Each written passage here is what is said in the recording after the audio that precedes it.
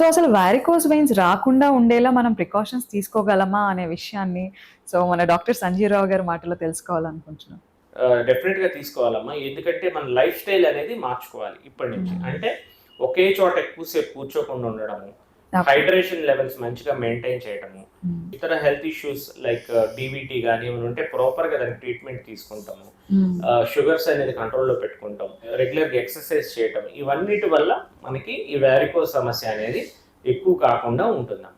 So can you explain us sir about DVT? DBT అంటే deep Venus thrombosis అమ్మ. అంటే ఇప్పుడు మనం వారికోస్ వెయిన్స్ మాట్లాడుకుంటేనే సూపర్ఫిషియల్ వెయిన్స్. దీనిలో రెండో రకమైన వెయిన్స్ ఉంటాయి. అంటే కింద నుంచి చెడు రక్తం బయటకెళ్ళే మెయిన్ వెయిన్స్ ఉంటాయి. దాన్ని డీప్ వెయిన్స్ అంటాం. సో ఈ డీప్ వెయిన్స్‌లో ఎప్పుడైతే బ్లడ్ అనేది క్లాట్ అవుతదో మనకి చెడు రక్త ప్రసరణ కింద నుంచి పైకి కాళ్ళ నుంచి చేతుల నుంచి గాని పైకి పోదు. మన హార్ట్‌కి పోయి మన లంగ్స్‌కి ప్యూరిఫై అవ్వాలి కదా! అలాంటి ప్రక్రియ జరగదు.